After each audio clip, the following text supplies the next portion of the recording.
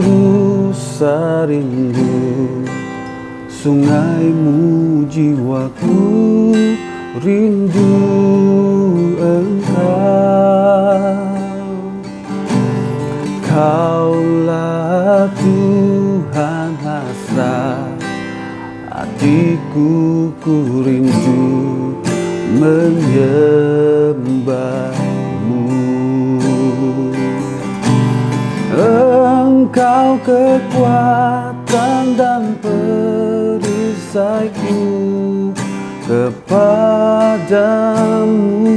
rohku berserah. Kaulah Tuhan hasrat hatiku, ku rindu menyembahmu.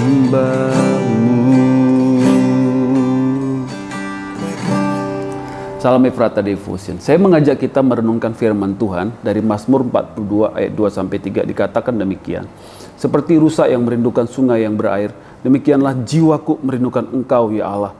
Jiwaku haus kepada Allah yang hidup. Bilakah aku boleh datang melihat Allah?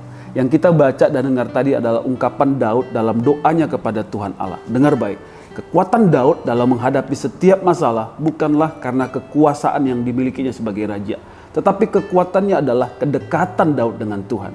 Daud menyadari bahwa ia tidak bisa hidup tanpa penyertaan Tuhan. Ketika kita ada dalam masalah, seringkali kita memikirkan dengan pikiran sendiri bagaimana solusi. Kemudian ketika solusi belum ada, kita mulai menghindari masalah. Parahnya mengalihkannya kepada yang lain. Misalnya dengan hobi, syukur-syukur kalau ke hobi. Tapi kalau misal kepada percabulan, kemabukan, bukannya masalah diselesaikan, malah menambah masalah yang baru. Hal itu menunjukkan kita tidak punya kekuatan dalam menghadapi masalah. Tapi kita hanya mencari pelampiasan untuk menghindari masalah. Hidup harus berjalan, tetapi pastikan kita menjalaninya bersama dengan Tuhan. Masihkah kita konsisten bertekun menyediakan waktu secara pribadi untuk Tuhan di dalam doa dan merenungkan firman-Nya seperti yang telah kita kerjakan selama ini? Di tengah-tengah kesibukan dan hiruk pikuk dunia, ada begitu banyak pengaruh yang membuat kita tidak lagi bertekun di dalam Tuhan. Tetapi ketika kita tidak bertekun dalam Tuhan, yakinlah jiwa kita ini akan mudah lengah.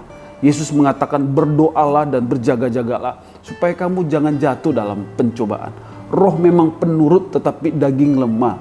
Kalau kesehatan jasmani saja perlu asupan nutrisi dan disiplin kebugaran, saya mau katakan maka kesehatan rohani pun perlu demikian. Rohani kita mesti diberi makan dan dilatih secara disiplin. 1 Timotius 4 ayat 8 mengatakan, latihan badani terbatas gunanya, tetapi ibadah itu berguna dalam segala hal. Karena mengandung janji, baik untuk hidup ini maupun untuk hidup yang akan datang. Seberapa banyak orang jatuh dalam pencobaan, jatuh karena masalah, oleh karena tidak punya kekuatan dalam hadirat Tuhan. Kebiasaan dan perkataan doa Daud hari ini mengingatkan kita betapa jiwa kita haus akan Tuhan. Tidak ada kekuatan tanpa firman Tuhan. Yesus mengatakan dalam Matius 5 ayat 6, berbahagialah orang yang lapar dan haus akan kebenaran, karena mereka akan dipuaskan.